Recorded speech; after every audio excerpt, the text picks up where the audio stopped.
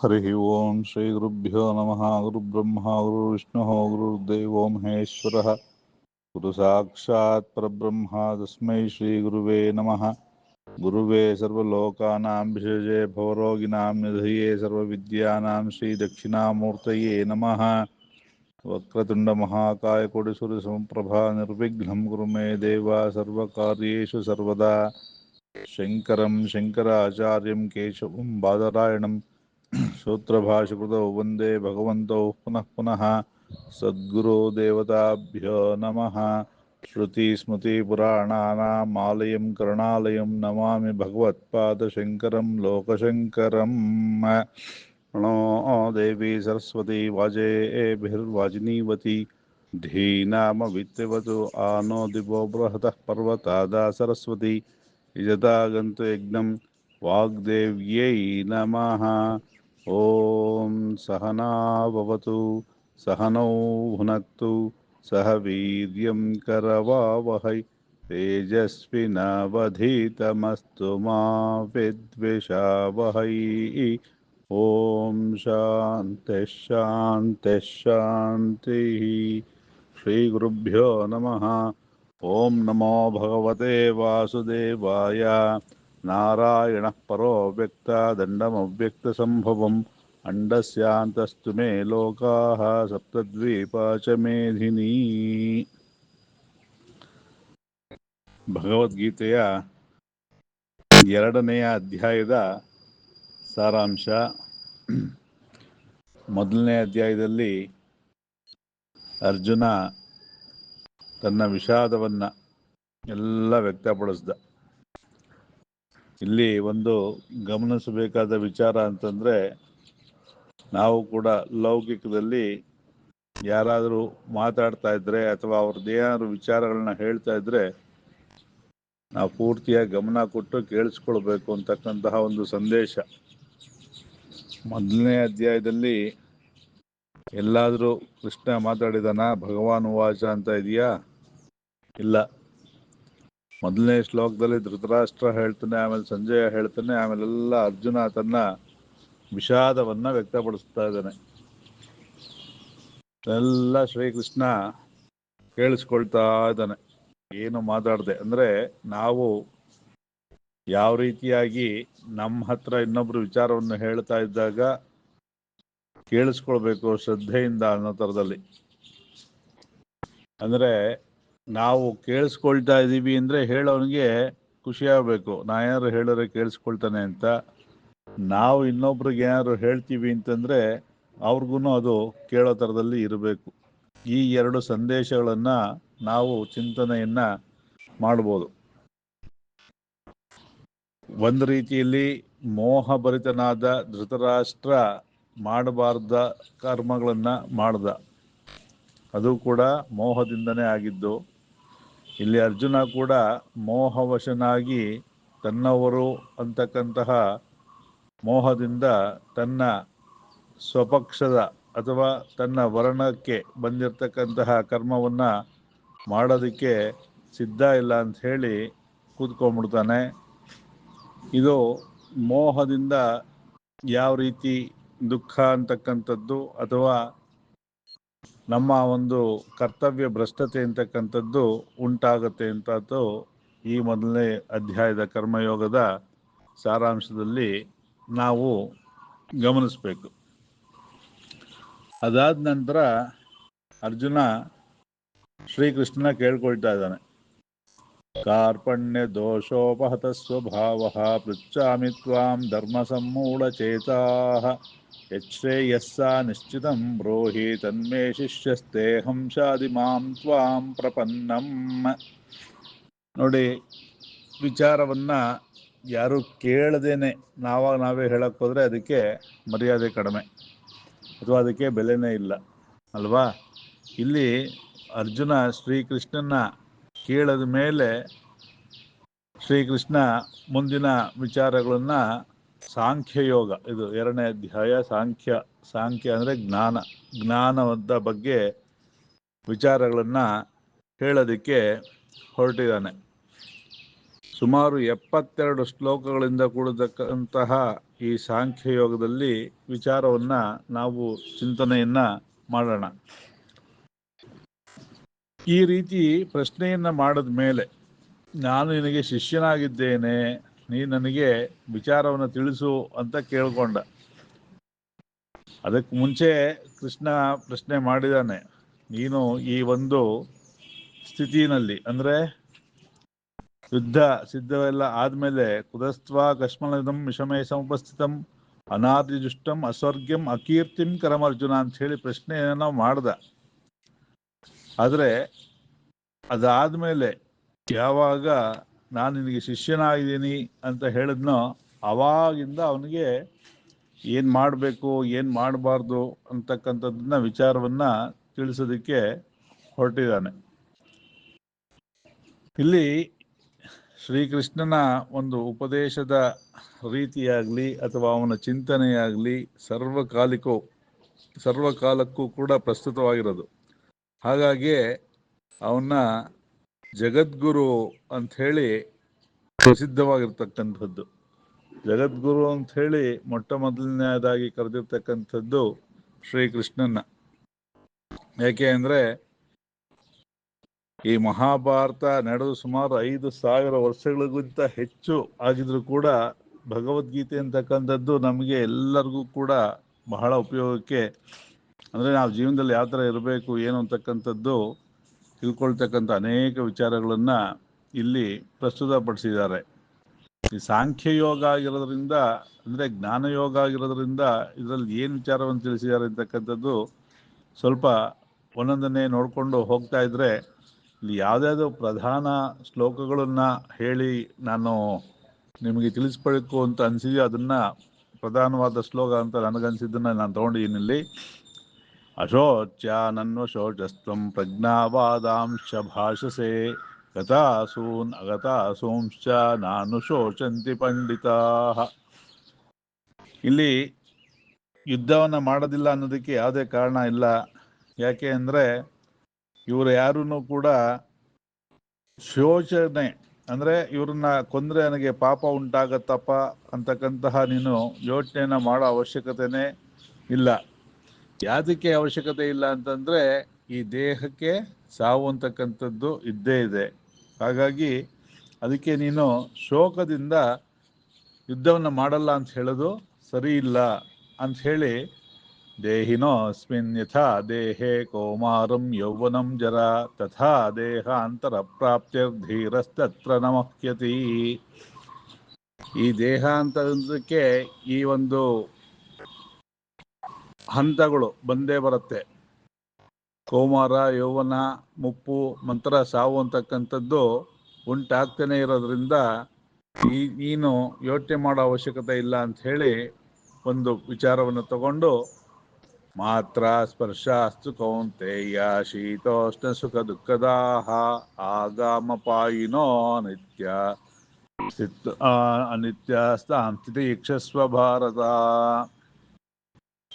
ಹೇಗೆ ನಮಗೆ ಈ ಒಂದು ತಣ್ಣನೆಯ ಮತ್ತೆ ಬಿಸಿಯ ಅನುಭವ ಎಲ್ಲ ಆಗ್ತಾ ಇರತ್ತೆ, ಹೋಗ್ತಾ ಇರತ್ತೆ, ಶೀತ ಉಷ್ಣ ಇದೆಲ್ಲ ಉಂಟಾಗ್ತಾ ಇರುತ್ತೋ ಅದೇ ಥರ ಈ ದೇಹ ಅಂತಕ್ಕಂಥದ್ದು ಹುಟ್ಟು ಮತ್ತು ಸಾವು ಇದ್ದೇ ಇರತ್ತೆ. ವಾಸಾಂಸಿ ಜೀರ್ಣಾನಿ ಯಥಾ ವಿಹಾಯ ನವಾನಿ ಗೃಹ್ಣಾತಿ ನರೋಪರಾಣಿ ತಥಾ ಶರೀರಾಣಿ ವಿಹಾಯ ಜೀರ್ಣಾನ್ಯಾನಿ ಸಂಯಾತಿ ನವಾನಿ ದೇಹಿ. ಈ ದೇಹ ಅಂತಕ್ಕಂಥದ್ದು ಹೇಗೆ ಅಂದರೆ ಒಂದು ಬಟ್ಟೆ ಇದ್ದ ಹಾಗೆ. ಹೇಗೆ ನಾವು ಬಟ್ಟೆಯನ್ನು ಬದಲಾಯಿಸಿದಾಗ ನಮ್ಮ ಈ ಸ್ವಸ್ವರೂಪ ಬದಲಾಗೋಣ, ಅಂದರೆ ಈ ನಮ್ಮ ಕಣ್ಣಿಗೆ ಕಾಣ್ತಕ್ಕಂತಹ ದೇಹದ ಸ್ವರೂಪ ಏನು ಬದಲಾಗಲ್ಲ ಅಲ್ವಾ. ನಾವು ಏನೇ ಅಲಂಕಾರ ಮಾಡಿಕೊಂಡ್ರು ಏನೇ ಬಟ್ಟೆ ಬದಲಾಯಿಸಿದ್ರು ಕೂಡ ಈ ದೇಹ ಹೇಗಿರುತ್ತೋ ಹಾಗೆ ಇರುತ್ತೆ, ಅದರಲ್ಲಿ ಏನು ವ್ಯತ್ಯಾಸ ಆಗಲ್ಲ. ಅದೇ ರೀತಿಯಾಗಿ ಈ ಹುಟ್ಟು ಸಾವು ಅಂತಕ್ಕಂಥದ್ದು ಪರಮಾತ್ಮನ ದೃಷ್ಟಿಯಿಂದ ದೇಹಕ್ಕೆ ಮಾತ್ರ ಸಾವಿದೆ. ಹಾಗಾಗಿ ಈ ದೇಹ ಜೀರ್ಣ ಆದಮೇಲೆ ಸತ್ತೇ ಸಾಯುತ್ತೆ, ಅಂದರೆ ಈ ಶರೀರ ಅಂತಕ್ಕಂಥದ್ದು ಮೃತ ಆಗತ್ತೆ, ಅಥವಾ ಅದನ್ನು ಬಿಟ್ಟು ಈ ಆತ್ಮ ಅಂತಕ್ಕಂಥದ್ದು ಯಾವಾಗಲೂ ಇರೋದ್ರಿಂದ ಈ ದೇಹದಿಂದ ಇನ್ನೊಂದು ದೇಹಕ್ಕೆ ಹೋಗತ್ತೆ ಅಂತಕ್ಕಂಥದ್ದು ಹೇಳ್ತಾ ಇದ್ದಾನೆ. ಜಾತಸ್ಯ ಹಿ ಧ್ರುವೋ ಮೃತ್ಯುರ್ ಧ್ರುವಂ ಜನ್ಮ ಮೃತಸ್ಯ ಚ ತಸ್ಮಾತ್ ಅಪರಿಹಾರಾಯೇ ಅರ್ಥೇ ನತ್ವಂ ಶೋಚಿತುಂ ಅರ್ಹಸಿ. ಹುಟ್ಟಿದ ಮೇಲೆ ಸಾವು ಉಂಟಾಗೇ ಆಗತ್ತೆ, ಸತ್ತವನು ಪುನಃ ಹುಟ್ಟುತ್ತಾನೆ. ಇದು ಅಪರಿಹಾರ, ಇದಕ್ಕೆ ಪರಿಹಾರ ಇಲ್ಲದೆ ಇರೋದ್ರಿಂದ ಕೂಡ ನೀನು ಶೋಕವನ್ನು ಹೊಂದೋದಕ್ಕೆ ಯಾವುದೇ ಕಾರಣ ಇಲ್ಲ. ಹಾಗಾಗಿ ನೀನು ಯುದ್ಧವನ್ನ ಮಾಡು ಅಂತ ಹೇಳಿ ಅವನಿಗೆ ಹುರಿದುಂಬಿಸ್ತಾ ಇದ್ದಾನೆ. ಹೇಗೆ ಸಣ್ಣ ಮಕ್ಕಳು ಊಟ ಮಾಡಲ್ಲ ಅಂದರೆ ಅವ್ರಿಗೆ ಏನೋ ಮುದ್ದು ಮಾಡಿ ಅದು ಇದು ತೋರಿಸಿ ಊಟವನ್ನು ಮಾಡಿಸ್ತೀವೋ, ಹಾಗೆ ಇವನು ಯುದ್ಧವನ್ನ ಮಾಡಲ್ಲ ಅಂತ ಹೊರಟವನಿಗೆ ಈ ಅನೇಕ ವಿಧವಾದಂತಹ ವಿಚಾರಗಳನ್ನ, ಅವನಿಗೆ ಜ್ಞಾನವನ್ನ ಕೊಟ್ಟು ಅವನನ್ನ ಮತ್ತೆ ಅವನ ಕರ್ತವ್ಯದಲ್ಲಿ ಅವನು ನಿರತನಾಗೋದಕ್ಕೆ ಈ ಶ್ಲೋಕಗಳನ್ನ ಹೇಳ್ತಾ ಇದ್ದಾನೆ. ದೇಹಿ ನಿತ್ಯಮವದ್ಯೋಯಂ ದೇಹೇ ಸರ್ವಸ್ಯ ಭಾರತ ತಸ್ಮಾ ಸರ್ವಾಣಿ ಭೂತಾನಿ ನತ್ವಂ ಶೋಚಿತುಮರ್ಹಸಿ. ದೇಹಿ ಅಂತಂದ್ರೆ ಈ ದೇಹದಲ್ಲಿರ್ತಕ್ಕಂಥ ಆತ್ಮ. ದೇಹ ಅಂತಕ್ಕಂಥದ್ದು ಪಂಚಭೂತಾತ್ಮಕವಾದಂತಹ ಕಣ್ಣಿಗೆ ಕಾಣ್ತಕ್ಕಂತಹ ಈ ಶರೀರ. ಈ ಶರೀರದಲ್ಲಿ ಆತ್ಮ ಅಂತಕ್ಕಂಥ ದೇಹಿಯನ್ನು ಹೊರಟೋದ್ರೆ ಇದಕ್ಕೇನೋ ಬೆಲೆ ಇಲ್ಲ ಅಂತಕ್ಕಂಥದ್ದು ಎಲ್ಲರಿಗೂ ಗೊತ್ತಿರೋದು ವಿಚಾರ. ಹಾಗಾಗಿ ಈ ಆತ್ಮಕ್ಕೆ ಸಾವಿಲ್ಲ ಅಂತ ಹೇಳಿ ಮುಂಚೆನೆ ಅವನು ತಿಳಿಸಿದ್ದಾನೆ. ಆದ್ರಿಂದ ಈ ಒಂದು ವಿಚಾರದಲ್ಲಿ, ಯಾವ ವಿಚಾರದಲ್ಲಿ, ಯುದ್ಧ ಮಾಡೋ ವಿಚಾರದಲ್ಲಿ ನೀನು ಯಾವುದೇ ರೀತಿಯಾದಂತಹ ಯೋಚನೆಯನ್ನ ಮಾಡಬೇಡ ಅಥವಾ ಶೋಕವನ್ನ ಪಡಬೇಡ ಅಂತ ಹೇಳಿ ಹೇಳ್ತಾ ಇದ್ದಾನೆ. ಮುಂದೆ ಸ್ವಧರ್ಮಮಪಿ ಚಾವೇಕ್ಷ್ಯ ನ ವಿಕಂಪಿತುಮರ್ಹಸಿ ಧರ್ಮಾದಿ ಯುದ್ಧ ಶ್ರೇಯೋ ಅನ್ಯತ್ ಕ್ಷತ್ರಿಯಸ್ಯ ನ ವಿದ್ಯತೆ. ಇಲ್ಲಿ ಸ್ವಧರ್ಮ ಅಂತಕ್ಕಂಥದ್ದು ಬಹಳ ಮುಖ್ಯ. ಯಾಕೆ ಅಂತಂದರೆ 4 ವರ್ಣಗಳಲ್ಲಿ 4 ರೀತಿಯಾದಂತಹ ಕರ್ಮಗಳನ್ನು ವಿಧಿಸಲ್ಪಟ್ಟಿದೆ. ಬ್ರಾಹ್ಮಣನಾದವನಿಗೆ ಷಟ್ಕರ್ಮಗಳನ್ನು ವಿಹಿತವಾಗಿದ್ದರೆ, ಕ್ಷತ್ರಿಯನಿಗೆ ಅವನಿಗೆ ಕ್ಷತ್ರಿಯ ಧರ್ಮ ಅಂತಕ್ಕಂಥದ್ದು ಪ್ರಧಾನ. ಅಂದರೆ ಪ್ರಜಾರಕ್ಷಣೆ ಅಂತಕ್ಕಂಥ ಮಾಡೋದು ಅವನು ಪ್ರಧಾನವಾದ ಕರ್ಮವಾದ್ದರಿಂದ ಆ ಪ್ರಧಾನವಾದಂತಹ ಕ್ಷತ್ರಿಯ ಕರ್ಮ ಏನು ಅಂದರೆ, ಯಾರು ತಪ್ಪು ಮಾಡ್ತಾರೋ ಅವ್ರಿಗೆ ಶಿಕ್ಷೆಯನ್ನು ಕೊಡತಕ್ಕಂತಹ ಅಧಿಕಾರ ಅವನಿಗೆ ಇದೆ. ಈ ಕಳ್ಳನ್ನ, ಕೊಲೆಗಾರನ್ನ ಶೂಟ್ ಮಾಡೋಕ್ಕಾಗಲಿ ಅರೆಸ್ಟ್ ಮಾಡೋಕ್ಕಾಗಲಿ ಅಧಿಕಾರ ಇರೋದು ಪೊಲೀಸ್ ಅವ್ರಿಗೆ ಅಲ್ವಾ. ಅವ್ನು ಕಳ್ತನ ಮಾಡ್ಯಾನೆ, ಅವ್ನು ಕೊಲೆ ಮಾಡ್ಯಾನೆ, ನಾನು ಕೊಲ್ತೀನಿ ಅಂತ ಮಾಡೋಕ್ಕಾಗತ್ತಾ? ಆಗೋದಿಲ್ಲ. ಯಾಕೆ ಅಂತಂದರೆ ಅದಕ್ಕೆ ಆದಂಥ ಒಂದು ಕಾನೂನು ಚೌಕಟ್ಟಿದೆ. ಆ ಚೌಕಟ್ಟಿನಲ್ಲೇ ಎಲ್ಲರೂ ಕೆಲಸವನ್ನ ಮಾಡಬೇಕು. ಅವನು ಪೊಲೀಸ್ ಆಗಿದ್ರು ಕೂಡ ಆ ಸಂದರ್ಭಕ್ಕೆ ಅನುಸಾರವಾಗಿ ಅವನು ಕೆಲಸವನ್ನ ಮಾಡಬೇಕು. ಇಲ್ಲಿ ಯುದ್ಧ ಅಂತಕ್ಕಂಥದ್ದು ಘೋಷಣೆ ಆದ್ಮೇಲೆ ನಾವು ಯುದ್ಧ ಮಾಡಲ್ಲ ಅಂದರೆ ಅರ್ಥ ಇಲ್ಲ. ಹಾಗೇನೆ ಅವನಿಗೆ ಎನ್ಕೌಂಟರ್ ಮಾಡಬೇಕಾದ್ರೂ ಕೆಲವೆಲ್ಲ ರೂಲ್ಸ್ ಇದೆ. ಕಾಲಿಗೆ ಹೊಡಿಬೇಕು, ಆಮೇಲೆ ಅವನನ್ನ ಕೊಲ್ಬೋದು ಅಂತ ಹೇಳಿ. ಆತ್ಮರಕ್ಷಣೆಗೋಸ್ಕರ ಯಾರು ಬೇಕಾದ್ರೂ ಕೊಲ್ಬೋದು ಅನ್ನೋದು ಬೇರೆ ಪ್ರಶ್ನೆ ಆದರೂ ಕೂಡ ಇಲ್ಲಿ ಯುದ್ಧದಲ್ಲಿ ಕ್ಷತ್ರಿಯನಿಗೆ ಅಧಿಕಾರ. ಹಾಗಾಗಿ ನೀನು ನಿನ್ನ ಸ್ವಧರ್ಮ ಆಗಿರೋದ್ರಿಂದ ನೀನು ಯಾವುದೇ ರೀತಿಯಾದಂತಹ ಯೋಚನೆಯನ್ನ ಅಥವಾ ಶೋಕಕ್ಕೆ, ಮೋಹಕ್ಕೆ ಒಳಗಾಗ್ದೇನೆ ನೀ ಸ್ವಧರ್ಮವನ್ನ ಆಚರಣೆ ಮಾಡಲೇಬೇಕು ಅಂಥೇಳಿ ಶ್ರೀಕೃಷ್ಣ ಅರ್ಜುನನಿಗೆ ಒತ್ತಿ ಹೇಳ್ತಾ ಇದ್ದಾನೆ. ಸುಖೇ ದುಃಖೇ ಸಮೇ ಕೃತ್ವ ಲಾಭೋ ಜಯೌ ತಥೋ ಯುದ್ಧಾಯ ಯುಜ್ಯಸ್ವ ನೈವಂ ಪಾಪಮವಾಪ್ಸ್ಯಸಿ. ಸುಖ ಆಗಲಿ ದುಃಖ ಆಗಲಿ, ಲಾಭ ಆಗಲಿ ನಷ್ಟ ಆಗಲಿ, ಈ ಎರಡನ್ನೂ ಕೂಡ ಲಾಭ ನಷ್ಟ, ಸುಖ ದುಃಖ ಅಂತಕ್ಕಂಥದ್ದನ್ನ ಯೋಚನೆ ಮಾಡದೆ ನೀನು ಯುದ್ಧಾಯ ಯುಜ್ಯಸ್ವ, ಯುದ್ಧದಲ್ಲಿ ಯುದ್ಧವನ್ನು ಮಾಡು. ಯಾಕೆ? ನಿನ್ನ ಕರ್ತವ್ಯ ಅದು, ಕ್ಷತ್ರಿಯನಾಗಿ ನಿನ್ನ ಕರ್ತವ್ಯ.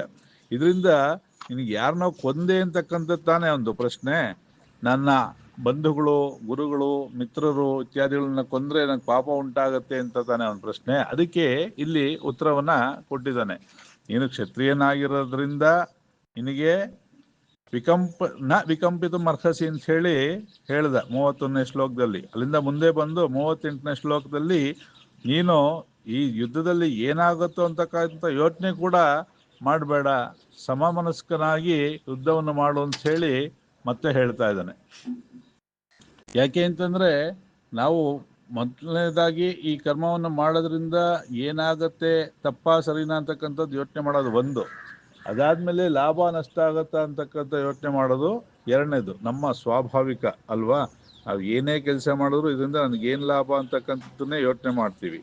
ಆದರೆ ಇಲ್ಲಿ ಕೃಷ್ಣ ಏನು ಹೇಳ್ತಾ ಇದ್ದಾನೆ, ನಾವು ಕೆಲಸವನ್ನ ಮಾಡಬೇಕು, ಆದರೆ ಅದರ ಫಲಾಫಲಗಳು ಅಥವಾ ಲಾಭ ನಷ್ಟ ಆಗತ್ತಾ ಅಂತಕ್ಕಂಥದ್ದು ಯೋಚನೆ ಮಾಡೋದಾಗ್ಲಿ, ನನಗೆ ಜಯ ಆಗತ್ತಾ ಆಗಲ್ವ ಅಂತಕ್ಕಂಥದ್ದು ಯೋಚನೆ ಮಾಡ್ದೇನೆ ನಮಗೆ ಪ್ರಾರಬ್ಧ ರೀತಿಯಿಂದ ಬಂದಿರತಕ್ಕಂತಹ ಕರ್ಮವನ್ನ ನಾವು ಶ್ರದ್ಧೆಯಿಂದ ಮಾಡೋದಷ್ಟೇ ಮುಖ್ಯ ಅಂತಕ್ಕಂಥದ್ದನ್ನ ಇಲ್ಲಿ ಹೇಳ್ತಾ ಇದ್ದಾನೆ. ಕಾಮಾತ್ಮನಃ ಸ್ವರ್ಗಪರ ಜನ್ಮಕರ್ಮ ಫಲಪ್ರದಾಂ ಕ್ರಿಯಾ ವಿಶೇಷ ಬಹುಲಾಂ ಭೋಗೈಶ್ವರ್ಯ ಗತಿಂ ಪ್ರತಿ. ಇಲ್ಲಿ ಸಾಂಖ್ಯಯೋಗವಾಗಿರೋದ್ರಿಂದ ಎಲ್ಲ ರೀತಿಯ ಜ್ಞಾನವನ್ನು ಕೂಡ ನಾವು ಚಿಂತನೆಯನ್ನ ಮಾಡಬೇಕಾಗತ್ತೆ. ಯಾತಕ್ಕೆ ಅಂದರೆ ಇಲ್ಲಿ ಕೇವಲ ಕ್ಷತ್ರಿಯನಾದಂತಹ ಅವನಿಗೆ ಮಾತ್ರ ಹೇಳ್ತಾ ಇಲ್ಲ, ಎಲ್ಲ ವರ್ಣದವ್ರಿಗೂ ಸೇರಿಸಿ ಈ ಒಂದು ಶ್ಲೋಕದಲ್ಲಿ ನಾವು ಚಿಂತನೆಯನ್ನ ಮಾಡ್ಬೋದು. ಹೇಗೆ ಅಂತಂದ್ರೆ ಇಲ್ಲಿ ಜನ್ಮಕ್ಕೆ ಕಾರಣವಾಗಿರ್ತಕ್ಕಂಥದ್ದು ಯಾವುದು ಅಂತಂದ್ರೆ ಕಾಮ. ಕಾಮ ಅಂತಂದ್ರೆ ಬಯಕೆಗಳು. ನಾವು ಯಾವ್ದಾದ್ರು ಒಂದು ಬಯಕೆಗಳನ್ನ ಇಟ್ಕೊಂಡು ಕರ್ಮಗಳನ್ನ ಮಾಡ್ತು ಅಂತಂದ್ರೆ ಆ ಕರ್ಮದಲ್ಲಿ ಏನಾಗತ್ತೆ, ಒಂದು ಒಳ್ಳೇದು ಆಗಿರುತ್ತೆ, ತಪ್ಪುಗಳು ಆಗಿರುತ್ತೆ.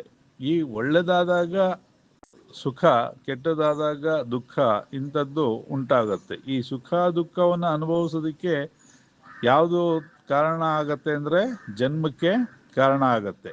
ಯಾಕೆಂದ್ರೆ ನಾವು ಮಾಡ್ತಕ್ಕಂತಹ ಕರ್ಮಕ್ಕೆ 3 ಥರ ಆದಂತಹ ಒಂದು ಕರ್ಮಗಳನ್ನು, ಆ ಕರ್ಮಕ್ಕೆ ಪ್ರಾರಬ್ಧ ಕರ್ಮ, ಆಗಾಮಿ ಮತ್ತು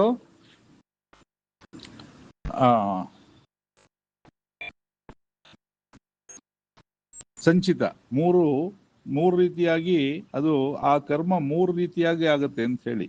ನೀವು ಒಂದೇ ಕೆಲಸವನ್ನು ಮಾಡಿದ್ರೆ ಕೂಡ ಅದು 3 ರೀತಿಯಾದಂತಹ ಕೆಲವು ಏನಾಗುತ್ತೆ, ಸಂಚಿತ ಅದು ಡೆಪಾಸಿಟ್ ಆಗತ್ತೆ, ಇನ್ನೊಂದು ಪ್ರಾರಬ್ಧ ಆಗತ್ತೆ, ಇನ್ನೊಂದು ಆಗಾಮಿ ಆಗತ್ತೆ. ಅಂದ್ರೆ ಅದ್ರ ಬಗ್ಗೆ ಹೇಳಿದ್ದೀನಿ.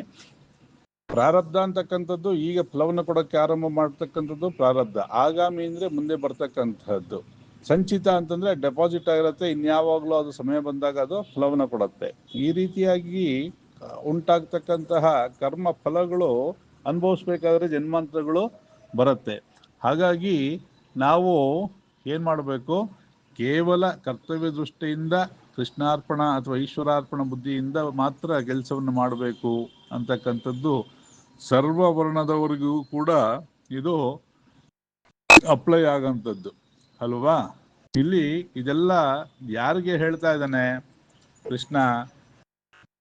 ಭವರೋಗ ವೈದ್ಯನಾದಂತಹ ರಂಗನಿಗೆ, ಕೃಷ್ಣನಿಗೆ ಅಲ್ವಾ. ನಾವು ರಂಗನ್ನ ಎಷ್ಟು ಸ್ಟ್ರಾಂಗ್ ಆಗಿ ಹಿಡ್ಕೊಳ್ತೀವೋ ಅಷ್ಟು ನಮಗೆ ರಾಂಗ್ ರೂಟ್ ಹೋಗೋದಕ್ಕೆ ಸಾಧ್ಯ ಇಲ್ಲ. ಅಂದ್ರೆ ನಾವು ಹೆಚ್ಚೆಚ್ಚು ಸ್ಟ್ರಾಂಗ್ ಆಗಿ ನಂಬಿದ್ರೆ ನಮ್ದು ರಾಂಗ್ ಆಗದೇ ಇಲ್ಲ.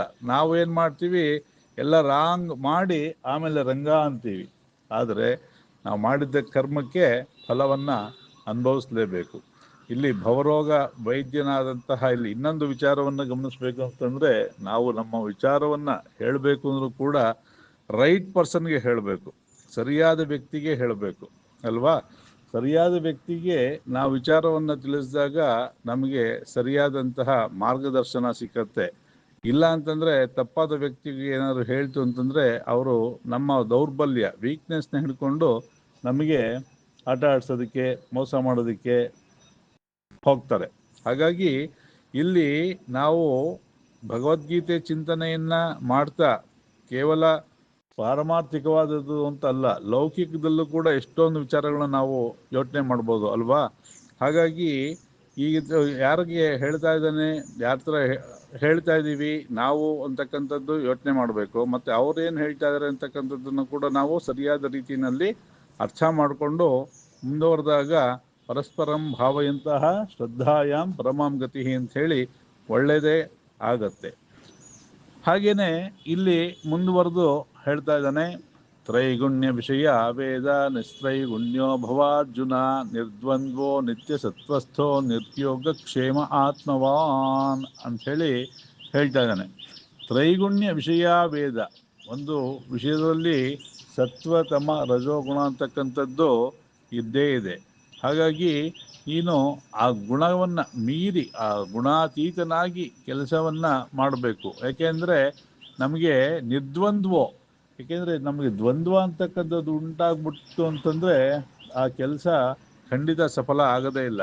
ನಾವು ಏಕದೃಷ್ಟಿಯಿಂದ ಮಾಡಿದಾಗ ಮಾತ್ರ ಅದು ಸಫಲ ಆಗತ್ತೆ. ನಿತ್ಯಸತ್ತಸ್ಥೋ ನಿರ್ಯೋಗ ಕ್ಷೇಮ ಆತ್ಮವಾನ್, ನೀನು ನಿತ್ಯವೂ ಕೂಡ ಸತ್ವ ಗುಣದಿಂದ ಅಥವಾ ಅದರಲ್ಲಿ ಸರಿಯಾದ ರೀತಿಯಾದಂತಹ ಒಂದು ಮನಸ್ಸನ್ನು ಇಟ್ಟು ಮಾಡಿದಾಗ ಅದರ ಯೋಗ ಮತ್ತು ಕ್ಷೇಮ. ಯೋಗ ಅಂತಂದ್ರೇನು? ಸಿಗದೇ ಇರ್ತಕ್ಕಂಥದ್ದು ಸಿಕ್ಕಿದ್ರೆ ಯೋಗ, ಸಿಕ್ಕಿರೋದನ್ನ ಉಳಿಸ್ಕೊಳ್ಳೋದು ಕ್ಷೇಮ. ಅದರಲ್ಲಿ ನೀನು ಯಾವುದೇ ಒಂದು ಮನಸ್ಸನ್ನು ಅಥವಾ ಬಯಕೆಯನ್ನು ಇಡದೇನೆ ಆತ್ಮವಾನ್, ಕೇವಲ